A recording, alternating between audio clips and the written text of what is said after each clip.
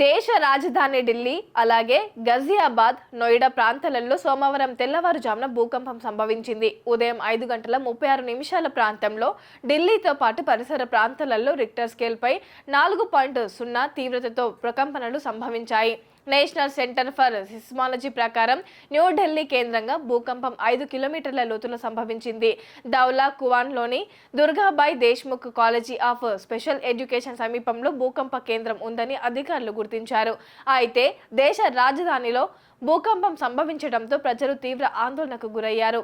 ఇల్లు కంపించడంతో ఇళ్ల నుండి బయటకు పరుగులు తీశారు.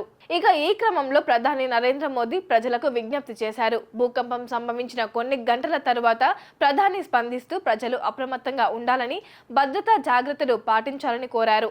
సోషల్ మీడియా ప్లాట్ఫామ్ ఎక్స్ లో పోస్టు చేశారు. పోస్టులో ఢిల్లీ సమీప ప్రాంతాలలో ప్రకంపనలు సంభవించాయి. ప్రతి ఒక్కరూ ప్రశాంతంగా ఉంటూ భద్రతా జాగ్రత్తలు పాటించాలి.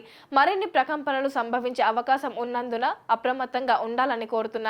అధికారులు పరిస్థితిని నిశితంగా గమనిస్తున్నారని ప్రధాని అన్నారు. ఇప్పటి వరకైతే ఎలాంటి ప్రాణ నష్టం కానీ ఆస్తి నష్టం కానీ జరిగినట్లయితే రిపోర్టు రాలేదు. కాగా ఢిల్లీలో భూకంపం రావడం ఇదే తొలిసారి కాదు. 2015లో ఇక్కడ 3.3 తీవ్రతతో భూకంపం సంభవించింది.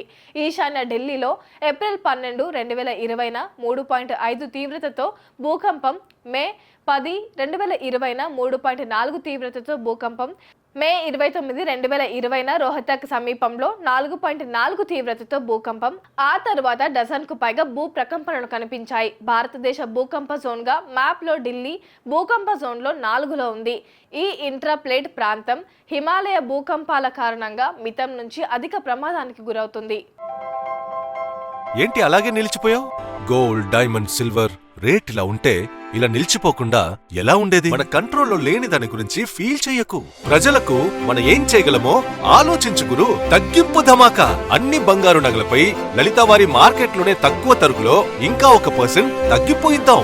ఓకే, వజ్రాభరణాలకు క్యారెట్కు 5000 రూపీస్ తగ్గింపు ఇద్దాం. నన్ను మర్చిపోయారే, వెండిలో కూడా తగ్గింపు ఇద్దాం. తగ్గింపు ధమాకా.